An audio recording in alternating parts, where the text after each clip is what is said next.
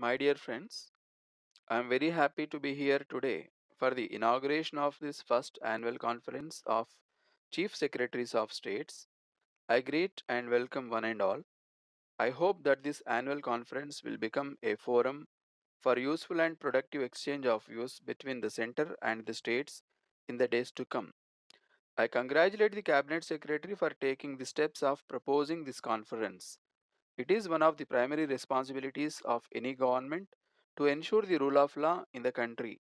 In addition, an atmosphere of peace and communal harmony is also a need for rapid economic growth. The law and order machinery has to be sensitized to the key security concerns that affect us.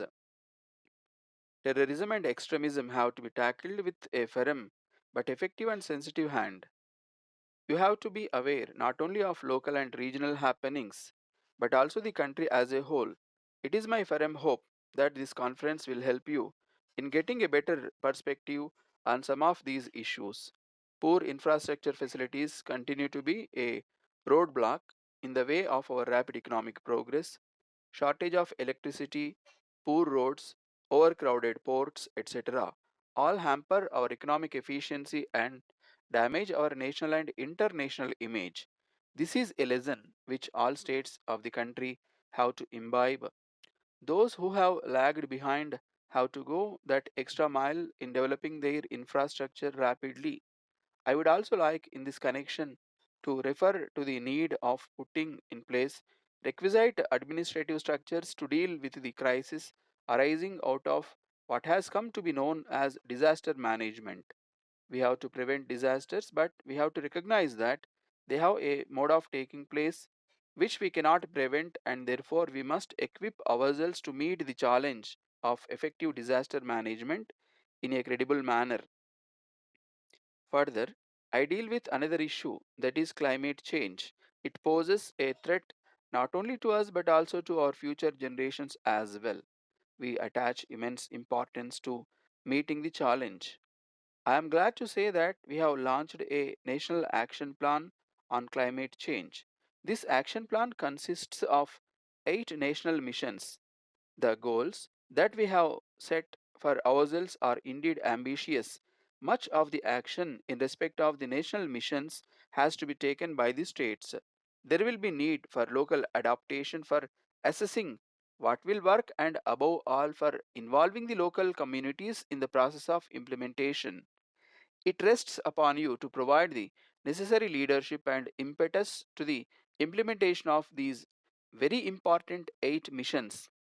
Our experience in the last 2 years has brought to the fore the importance of food security and the need for containing prices. For some time past, there was, if I may say so, a false sense of security that availability of food has ceased to be a concern. Similarly, many felt that we have been able to control prices, but we have learned that our growing population and higher levels of living demanded improvement of our food supplies. In this context, I would like to urge the state governments to focus their energy on the area of increasing agricultural productivity. There is great scope for improvement in the productivity of our major crops, and I hope to see greater efforts in achieving this. I would also suggest that the states must undertake to place some of their best agricultural production commissioners. There are other issues included in the agenda of the conference which I have not touched upon but which are no less important. I hope and trust that they will also get the attention by the central government. I expect this conference will provide an opportunity for a free and frank exchange of views and for a better understanding of one another's problems. I hope that it will be a great experience for all those present here.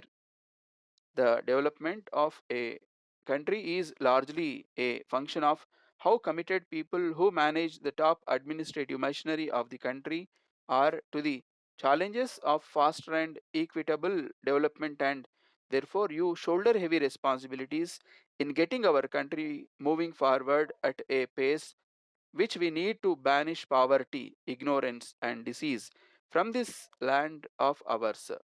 With these words, I wish you all the very best in your deliberations and in your endeavors.